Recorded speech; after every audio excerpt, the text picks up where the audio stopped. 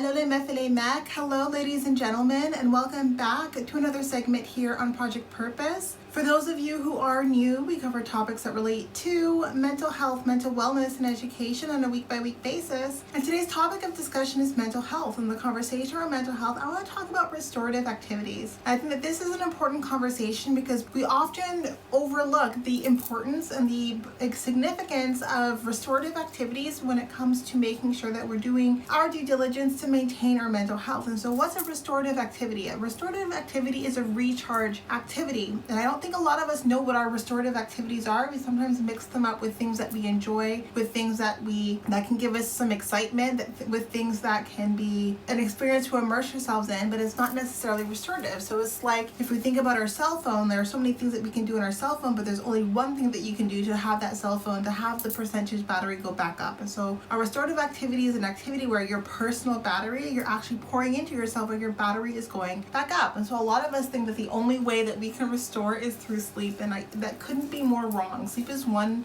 great way to restore, but there are other things that we can do as frequently as part of our lifestyle that are also restorative activities. And what I've also found in life is that our restorative activities change. So as we grow, as we mature, as we age, the things that used to restore me, that used to be what I needed to get that bit of an energy boost, are not the kinds of things that I need now. And so I want to have a little conversation about restorative activities. I think they're very different for each of us. I think that they require continuous discovery. Like there's so many things that we can learn, that we can do to focus on, like how many things can I do that are a return back into me, so on and so forth. And so I'm going to give you some top 3 areas where you can find yourself a restorative activity, and then make a point to spend time doing those restorative activities during the week, because it's a lot if the only thing that we're doing is sleep to restore when we're having like pretty hectic weeks, whether that's hectic because of your extracurriculars, whether that's hectic because of your school, because of work, because of family. There's so many different reasons why we can feel really spent or really burnt out by the end of the week. And so I want to talk about some restorative activities that really work well for me, that I don't need to wait till the weekend to do, that I can do throughout the day with the intention in mind to restore, to recharge, and to give myself that energy back. And so the first one is movement. Movement is such a restorative activity, and it can be any kind of movement. For me, I get an endorphin high when I move, and it can be just to walk around the block, right, to clear my head. It could be just to stroll, meandering. It could be yoga. It could be doing chores around the house, like even like decluttering or reorganizing, like all of this kind of intentional movement. I find it to be so restorative. And sometimes we can feel so tired that what we want to do is lay down on the couch and do nothing, when actually when you're really, really tired, what your body needs the most is movement. Intentional movement, get your blood flowing. And you don't need to do something super strenuous, right? You don't need to do something that actually physically makes you tired. You can do something that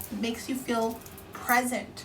And so when I think about movement, I really think about present movement that makes you really stay in the here and now. Like for a walk, like when I'm on a walk, I feel the wind, like I'm taking a look at all the sights and all the colors. I'm curious, my eyes are open and taking all that information in. And those are the kinds of walks that really do restore me, that really do boost my energy. And so I take them often, and I take them frequently. There are many times where I could definitely take the metro or the transit system somewhere, and I choose to walk, because that walk in and of itself is a great opportunity for me to pour back into myself. Other restorative activities that I feel are super key, that a lot of us are far removed from, is nature. I think nature is such a significant restorative activity, and sometimes it's the nature that I bring to me. Even this plant, this is a brand new plant. It's my new zebra plant, and I love it so much. It's just so pretty. But this weekend I wanted to do a restorative activity, and so I went to the garden center. And in the garden center, I was able to find some plants, and even just walking, looking at the plants, seeing what would look good with my space, interacting with nature, finding planters, like repotting my plants, like all of these things, like they pour into me so much, more than sleep ever could, right? Not to say that I would spend all night like potting plants instead of going to sleep. Sleep is obviously a requirement, but these little things that we do in the day that really pour it back into us, that like putting our energy into it is actually putting our energy back into ourselves. So much of nature does that. And so many of us, the last time we went on a hike, or the last time we were in something that was more than a patch of forest, or like a patch of woods was like probably months ago, right? So I think we often underrate like the significance of doing the things in nature that really do just make us feel great, that make us feel aligned, that make us feel present. And so for me, like I'm not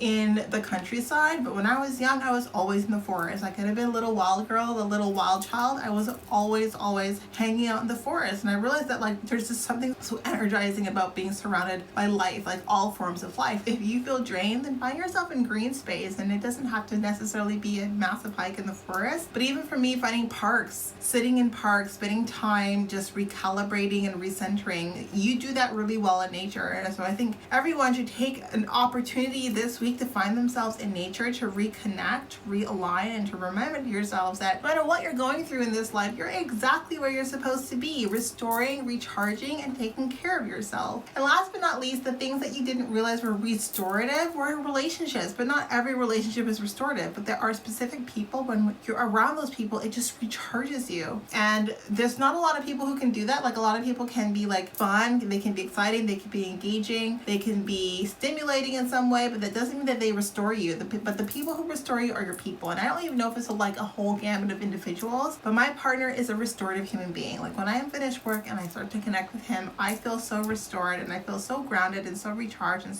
I think like he just aligns my perspective, and I just feel so grateful that I have a partner who restores me, who pours energy back into me, who recharges my battery. But a lot of people might not have that. So I thought to myself, it would be important to have this conversation, to be like, seek out the individuals who are restorative for you, who do recharge you, who aren't work, who aren't energy spent. And I think that we need to do our best to find other areas in our lives where it's not energy spent. We can't always only be spending our energy doing the things, even if it's the things that we love, right? Even if it's the things that we like for me, like there's a lot of things that I like to do, that I love to do, that I know is still a tax on my energy. It still takes from me. It doesn't pour back into me. But I'm talking here specifically about discovering your recharge restorative activities, the things that pour back into your battery. And so that's the food for thought I want to leave with you today. Think about like, what can you do this week that restores you, that makes you feel centered, that makes you feel grounded, that makes you feel like you can hit the road running. And especially after a hard week, because I'm a firm believer that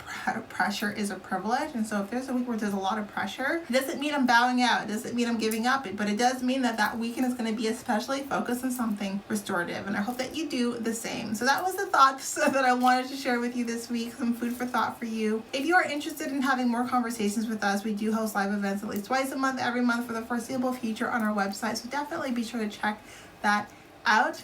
Now, these events are paid events, so if you do see yourself participating in our community, then definitely be sure to check out those package plans. Yes, so we do have our package plans over and above the live events, as well as workshops and webinars that give you an opportunity to really discuss and interact and really co-construct with like-minded individuals. And we do also provide parent-child workshops for children, so we do believe that there is leadership competencies that we should focus on even from a young age. And we believe that it sits on a core fundamentals, focusing on self-concept, building a sense of self-concept, building a sense of autonomy, of self-efficacy, and compassion. So those are the programs that we have over and above our YouTube channel. If you're still here, leave us a like, follow us. Every follow means a lot. We are on the road to 1K. And thank you again for giving us a small role to play in your journey. We'll talk to you all very soon.